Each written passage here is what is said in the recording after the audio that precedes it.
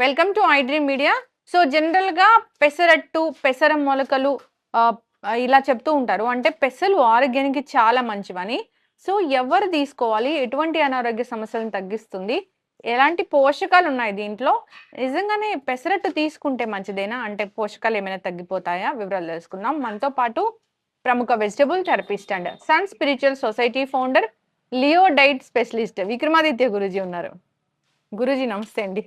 సూర్యోస్మితలే. అంటే ఇప్పటిదాకా చాలా డైట్స్ చూసాం గానీ, లియో డైట్ అనేది ఒకటుంది. అది వేదం ప్రమాణంగా వచ్చింది అని. ఇప్పటిదాకా వచ్చిన డైట్‌లన్నీ అదొక రీసెర్చ్‌తోనే అట్లా వస్తాయి. ఇప్పుడొచ్చిందేంటంటే వేదం ప్రమాణంగా అప్పటినుంచి ఉన్నదని. అందరూ ఫాలో అవుతున్నారు దాన్ని. దాంట్లో వెజ్జే ఉంటుంది. సో, అనారోగ్య సమస్యలు తగ్గించడానికి బాగా ఉపయోగపడుతుందని చెప్తుంటారు. ఈ లియో డైట్‌లో ఈ పెసర్లకు ప్రత్యేకమైన స్థానం ఉంది అంటున్నారు. ఏంటి గురూజీ అది? అంటే వేద ప్రమాణం అని ఎందుకు మాట్లాడామంటే అమ్మ, ఒక మనిషి యొక్క మనుగడ కేవలం శారీరక ఆరోగ్యమే కాదు, మానసిక ఆరోగ్యం కూడా దానికి అనుసంధానమై ఉండాలి. హుహు. ఒక ఏదో రోగం వచ్చింది శరీరానికి, దాన్ని బాగు చేసేస్తే సరిపోదు. ఆ మనిషి యొక్క మానసిక స్థితి కూడా మెరుగుగా ఉండాలి. ఇప్పుడున్నటువంటి డైట్స్, మీరు కీటో డైటు, రకరకాల డైట్లు ఉన్నాయి, ఇంటర్మీడియట్ ఫాస్టింగ్, ఇలా ఎన్ని రకాలు చూసుకున్నా అవి ఒక వ్యక్తికి సంబంధించినవి, వ్యవస్థకి సంబంధించినవి కాదు. లియో డైట్ అనేది వ్యక్తికి వ్యవస్థకి కూడా అనుసంధానమై ఉంటుంది. దీనికి ప్రమాణం ఏంటి అంటే వేదం. వేదంలో సూచించబడినటువంటి పదార్థాలు. మనకి వేదం నుంచి ఆయుర్వేదం ఉద్భవించింది.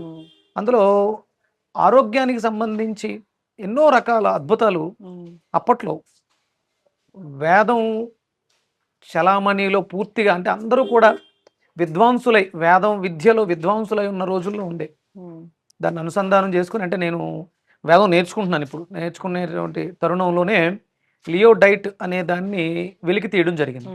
ఇది నేనేమి సృష్టికర్తని ఇది కాదు. నేను చేస్తున్న డైట్కి వెజిటబుల్ థెరపీ అని ఒక పేరు ఉండేది, కూరగాయలతో వైద్య విధానం.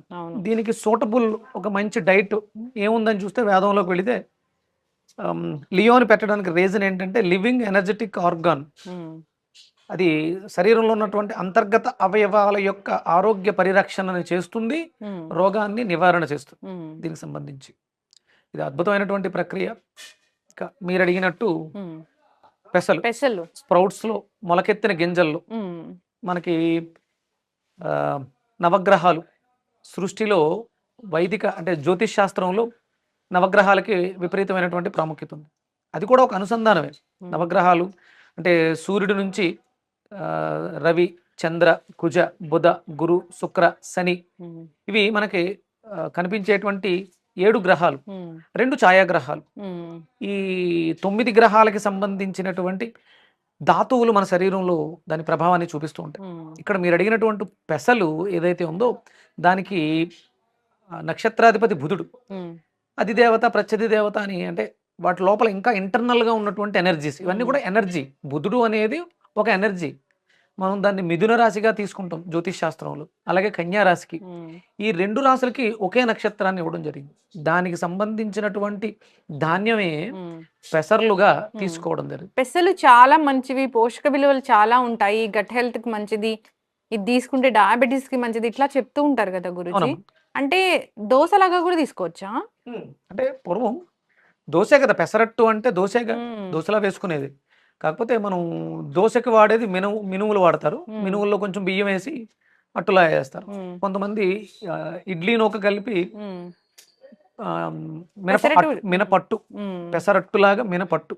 ఇక రాను రాను పోకడలు మారిన తర్వాత కొంచెం దాన్ని మెటీరియలైజేషన్ మార్చి మనకి పదార్థాలు, దాంట్లో మనం పెసర్లని తీసుకుంటే పెసరట్టు మంచి పోషక విలువలు ఉన్నాయి, విపరీతమైనటువంటి పోషక విలువలు. ఇది వరకటి తరుణంలో పెసరట్టు ఆరోగ్యానికి శ్రేయోదాయకం. ఇప్పుడున్నటువంటి తరుణంలో అదే పెసరట్టు ప్రమాదదాయకం. షుగర్లు పెరగటానికి కానీ, మీకు ఉన్నటువంటి ట్రైగ్లిజరైడ్స్, కొలెస్ట్రాల్. ఇప్పుడున్నటువంటి జీవన విధానంలో పెసరట్టుని ఒక సర్టెన్ ఏజ్ వాళ్ళు మాత్రమే తినాలి.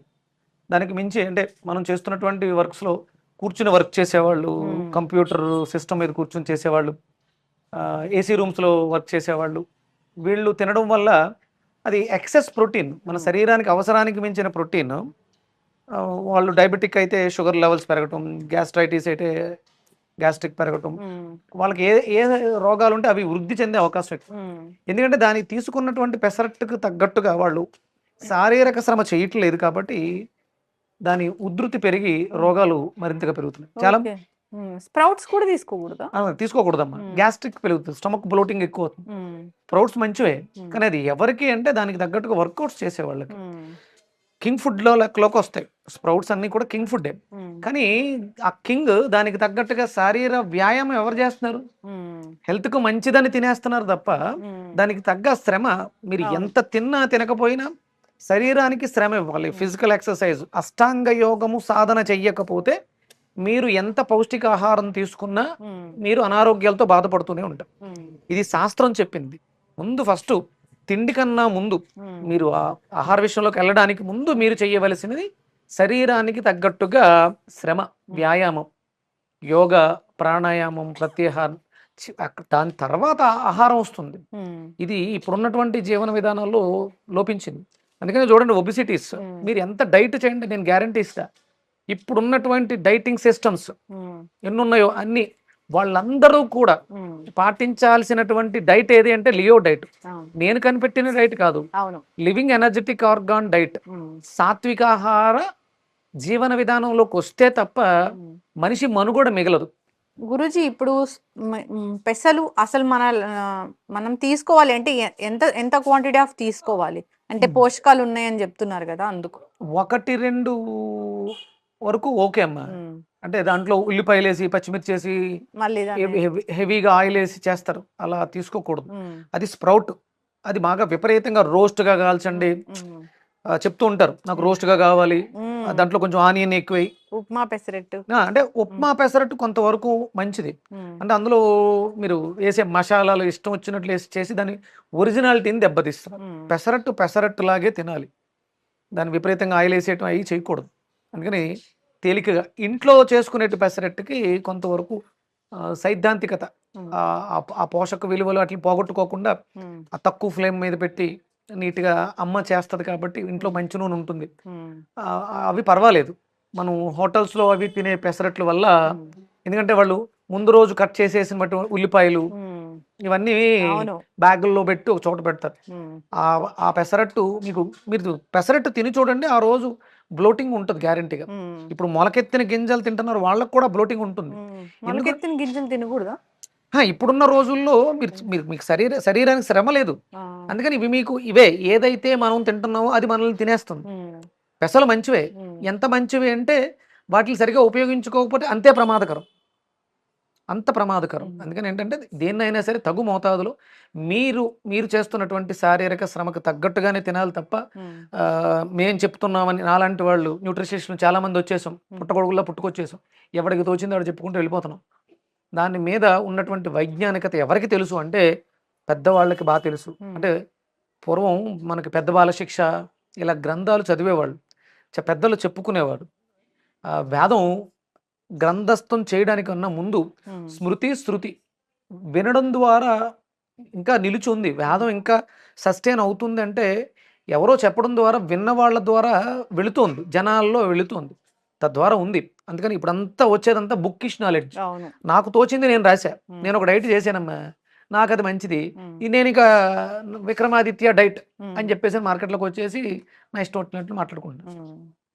ప్రమాణాలు ఉండాలి. అది దానికి ప్రమాణం ఏంటంటే ఆయుర్వేదమే. ఆయుర్వేదం, వేదం తెలియకుండా ప్రమాణాల గురించి మనం మాట్లాడకూడదు. అది మీరు అంటే నా జీవన విధానం చూడాలి, నన్ను చూడాలి. మీరు మన ఈ జర్నీలో ఎన్ని సంవత్సరాలుగా నేను ఎప్పుడన్నా స్టిక్ అవటం చూసారా? లేదు కదా. నా స్పీచ్లో కానీ భావోద్వేగాల్లో, అంటే ఒక మనిషి మాట్లాడుతున్నాడు అంటే అతని శారీరక ఆరోగ్య స్థితి, మానసిక స్థితిని కూడా, నువ్వు మానసికంగా బాగాలేదు, నువ్వు నాకేమి సలహాలు ఇస్తావు? అవును, నువ్వు ఫిజికల్గా బాగాలేదు, నువ్వు వెయిట్ మేనేజ్మెంట్లో లేవు, నువ్వు నాకేం సలహాలు ఇస్తావు? సరే నేనే బాగాలేదు, నేను నీకేమి ఇవ్వగలను? నువ్వు నాకు ఫోన్ చేసావమ్మా, షూట్కి రమ్మన్నావు, నేను కొంచెం మెంటల్లీ డిస్టర్బ్డ్ అయి ఉన్నాను, షూట్కి వస్తా, నేను ఏం మాట్లాడతాను? అంటే కేవలం ఫిజికల్ హెల్తే కాదు, మెంటల్ హెల్త్ కూడా చాలా ఇంపార్టెంట్.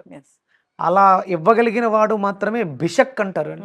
ఆయుర్వేదంలో బిషక్ అంటే బిషక్ అంటే మీకు వచ్చేటువంటి ఎలాంటి మానసిక శారీరక రుగ్మతలను కూడా ఒక్కడే నయం చేయగలరు.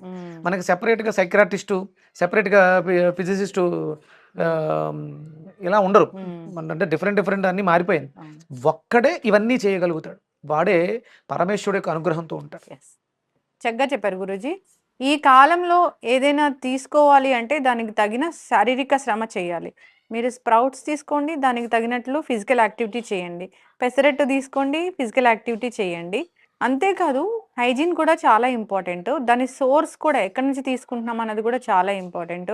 పెసరట్టు తీసుకోమన్నారు కదా అని ఎక్కడ పడితే అక్కడ తీసుకుంటే మళ్ళీ అది కంటామినేట్ అవ్వడం, మనకి ఫుడ్ పాయిజన్ అవ్వడం అలా జరుగుతూ ఉంటుంది. ఇంటి ఫుడ్ ఎప్పటికీ మంచిదే. ఇప్పుడు వేద ప్రమాణంగా వచ్చింది లియో డైట్. దాంట్లో చాలా రహస్యాలే ఉన్నాయి అనారోగ్య సమస్యలను తగ్గించడానికి. చాలా అద్భుతమైన ఇబ్బంది పడుతున్న వాళ్ళు కాంటాక్ట్ చేయాలని కోరుకున్నాం గురూజీ. చాలా చక్కటి ఇన్ఫర్మేషన్. ధన్యవాదాలు. సూర్యోస్మితల్లి. And for more videos, Please subscribe to iDream. Please subscribe to iDream. Please subscribe iDream. And please subscribe to iDream. For more videos, subscribe to iDream. please like, share, and subscribe to the channel. Congratulations, iDream. subscribe to iDream. Subscribe to iDream. So subscribe to iDream Media. iDream ki iDream team andarki huge congratulations. Please subscribe iDream Media. Please subscribe to iDream. Subscribe iDream. Please subscribe to iDream.